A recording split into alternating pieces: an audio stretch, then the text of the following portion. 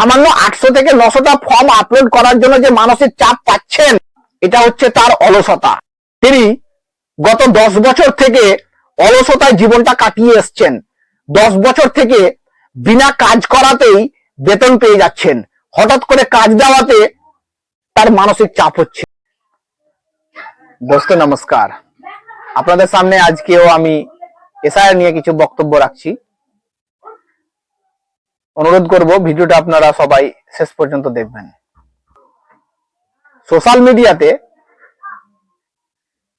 কিছু খবর দেখতে পাওয়া যাচ্ছে, নিউজ চ্যানেলের মাধ্যমে কিছু খবর আমরা দেখছি। পশ্চিম বাংলায় কয়েকজন বিএলও মানসিক চাপের কারণে তারা আত্মহত্যা করছে। মানসিক চাপের কারণে অনেকেও কাজই করতে চাইছে না। এই নিয়ে তারা মাননীয় মুখ্যমন্ত্রীকে চিঠি লিখেন এবং মাননীয় মুখ্যমন্ত্রী মমতা বন্দ্যোপাধ্যায়ও জ্ঞানেশ কুমার মুখ্য চুনাव আয়ুক্তকে চিঠি লিখেছেন তুরন্ত এসআইআর বন্ধ করার কারণে। তাহলে কিছুদিন আগে যিনি আত্মহত্যা করলেন এসআইআর এর চাপে পড়ে, এর জন্য দায়ী কে? প্রশ্নটা এটা, কে দায়ী? যে মারা গেল ও নিজে দায়ী, জ্ঞানেশ কুমার দায়ী, মাননীয় মুখ্যমন্ত্রী মমতা বন্দ্যোপাধ্যায় দায়ী, না পশ্চিমবাংলার জনসাধারণ দায়ী?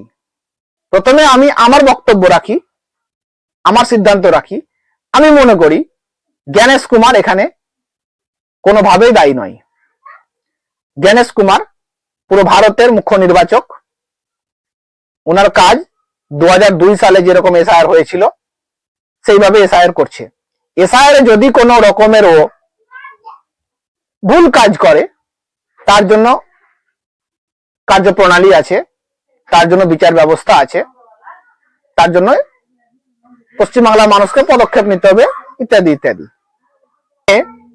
যে কেউ মারা যাবে কাজের প্রেসারে, সেটা তো মেনে নেওয়া যায় না।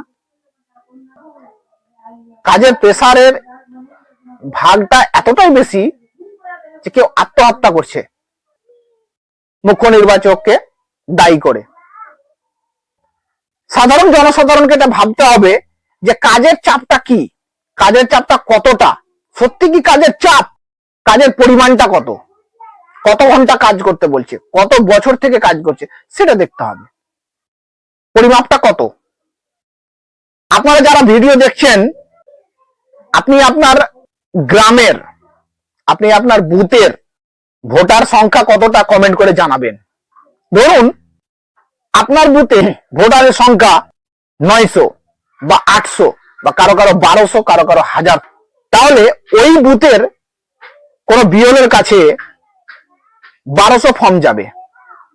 1200 ফর্ম আপলোড করতে হবে, ফিল আপ। কিন্তু আজকাল গ্রামে অনেক কেউ দালাল আছে, অনেক কেউ আবার নিজে থেকে ফর্ম ফিল আপ করে দেয়।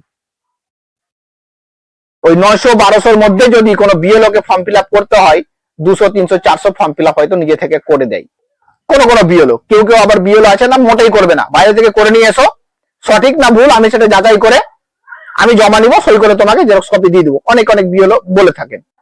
তো কোনো এক বিএলও এমনি হয়নি, মাঠে ঘাস কাটছিল, ওনাকে উঠিয়ে নিয়ে আসা হয়নি, ওকে বিএলও বানিয়ে দেওয়া যায়নি। উনি সাধারণত শিক্ষাগত যোগ্যতা অর্জন করেছেন, কোন পরীক্ষার মাধ্যমে পাস করে তারপরে ও চাকরি পেয়েছেন, প্রাইমারি স্কুলে হোক বা হাই স্কুলে হোক। যথেষ্ট দক্ষ। সেই দক্ষ ব্যক্তি 800 থেকে 900টা ফর্ম আপলোড করতে উনি বলছেন মানসিক চাপ, এতটাই মানসিক চাপ যে উনি সুসাইড করছেন, নির্বাচন কমিশনকে দায়ী করছেন।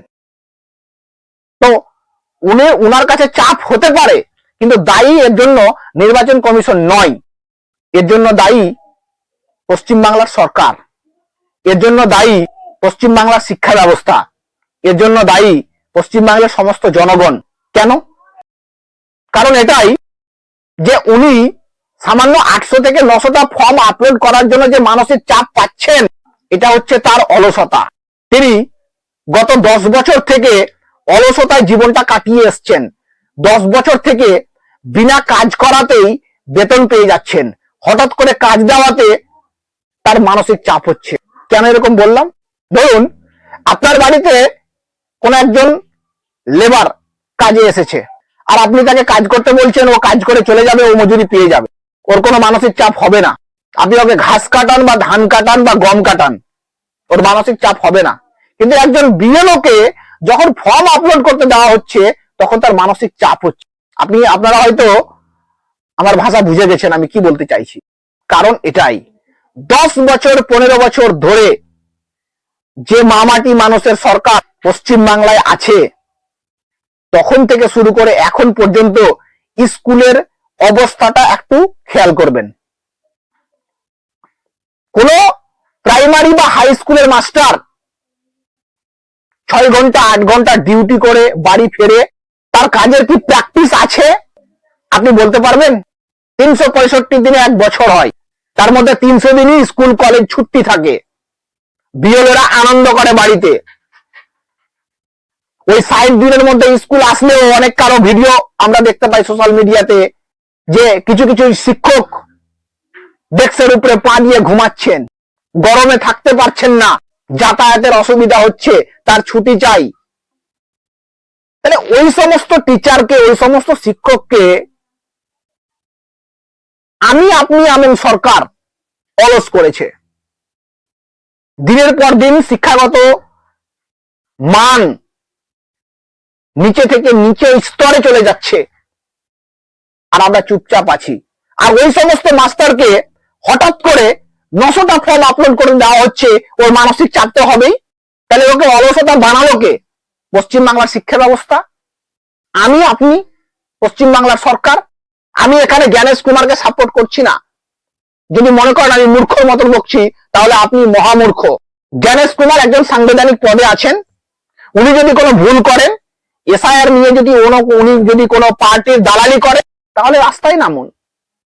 কিন্তু উনি একটা কাজ দিয়েছেন, আর ওই কাজটা করার জন্য কারো মানসিক চাপ হবে আর ও সুসাইড করবে, না, আমি এটা মেনে নিতে পারছি না।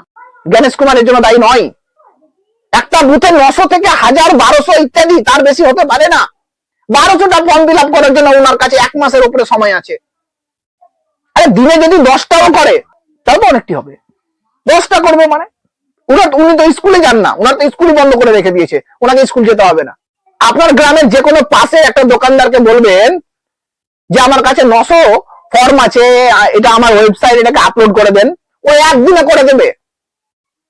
একদিনে 24 ঘন্টা কাজ করে দিয়ে দিবে। তো একজন বিএলও 1 মাস 1.5 মাস সময় পাচ্ছে, সে করতে পারবে না, মানুষের চাপ হয়ে গেল। আমি মেনে নিতে পারছি। একটা কথা বলছি, পশ্চিমবাংলার শিক্ষাগত ব্যবস্থা নিয়ে আমার একটা নতুন ভিডিও আসছে, ভিডিওটা দেখবেন, চ্যানেলকে আমার ফলো করেন, পাশে থাকুন সাবস্ক্রাইব করে। আর আমি যে বক্তব্য এখন এসআইআর নিয়ে রাখলাম, আপনি কি মনে করেন এর জন্য দায়ী কে? কমেন্ট করে জানাবেন প্লিজ। আপনার মতামত একজন সাধারণ মানুষকে ভাবতে বাধ্য করবে।